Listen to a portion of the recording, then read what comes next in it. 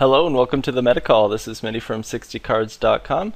This is another video with Back to Basics, my latest mono green brew, going back old school Timmy style. So we got some Dungrove Elder versus some BantPod, which is actually a very strong birthing pod deck that's been kind of coming out, making a little bit of noise. I didn't lose interest in my twin pod deck, by the way, aka originally Garruk. What happened was, it actually became a deck in the meta, which is pretty cool, and it's just kind of on the radar. So I wanted to try something different, try a new brew, and one of my favorite cards every time I'm casting them now is Garruk, as well as Dungrove Elder. So there was one brew for that, and that's mono green. So here we go. So like I said, we're playing against Bant Birthing Pod or Bant, what the hell, I forget what they call that, but anyways. So this deck obviously wants a turn 1 Llanowar. It can do without, so what we got here is obviously going to be a turn 2 Nest Invader, which kind of sets us up. I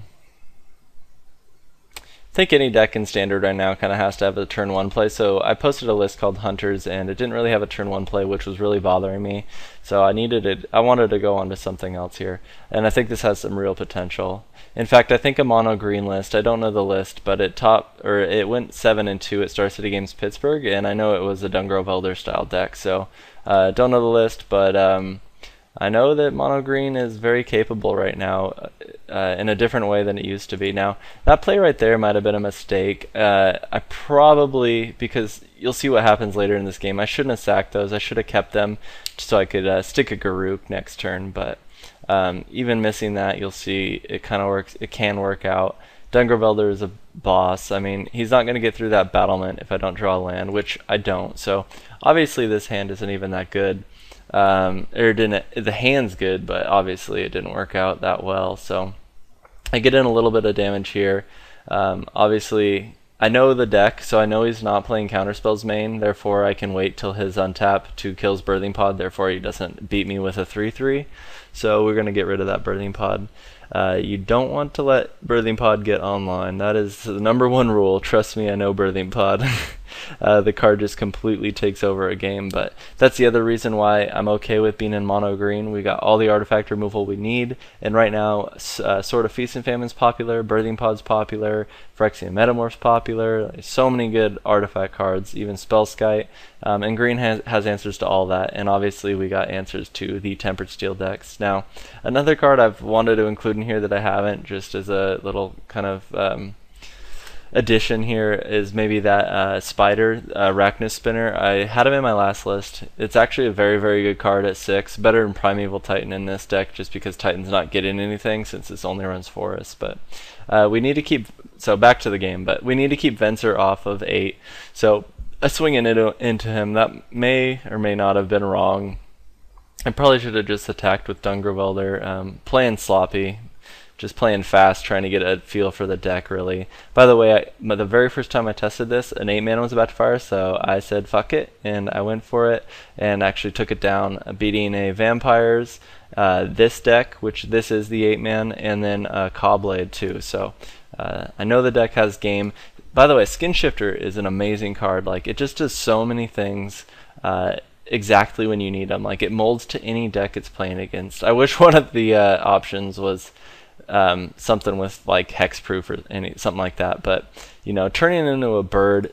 By the way, Magic should like make Skin Shifter turn into a freaking actual bird. Like, it should change the picture on it. That would be sweet. But anyway, so he's actually very evasive, and mono green struggles to be evasive. Obviously Dungrove Elder's not evasive. We've added some features in here like swords and bellowing tangleworm and then overruns to get through, but Skin Shifter on its own has a lot of evasion, which makes it a pretty powerful card. They can also dodge Pyroclasm pretty easy, which has also been a problem. And that's the other reason I've considered Viridian Emissary over Nest Invader. However, I like the extra guy since we're kind of an overrun deck too. So we stalled on land. He's got Venser online. He's drawing cards. We're lucky enough that he's not drawing gas. He's got 1,000,000 mana.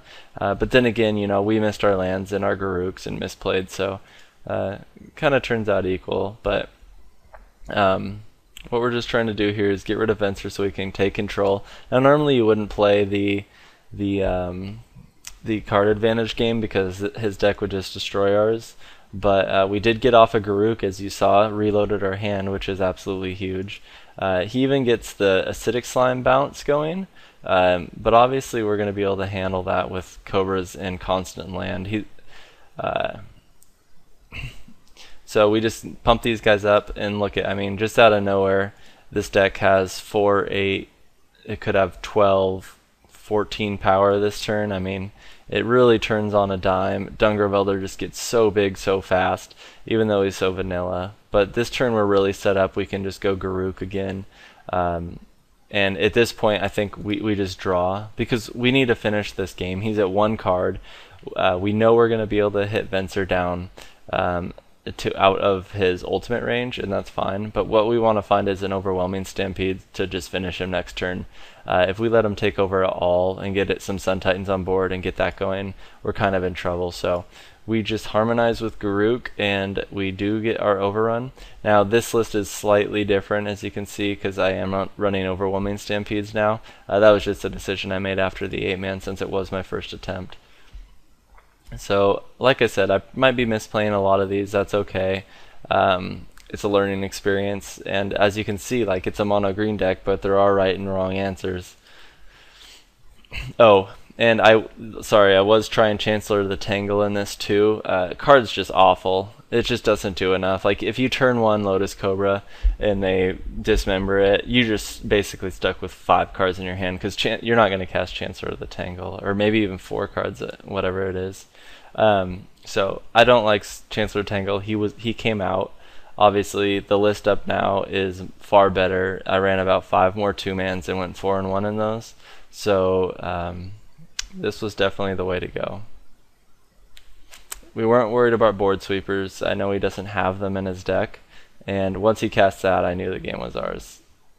So what we do here is a simple overrun, and that's obviously lethal. So yeah, it reloads. Garruk gives you the card advantage. Beast Within versatility. I mean, read my article, check it out, 60cards.com, and we'll catch you next time. Thanks for watching.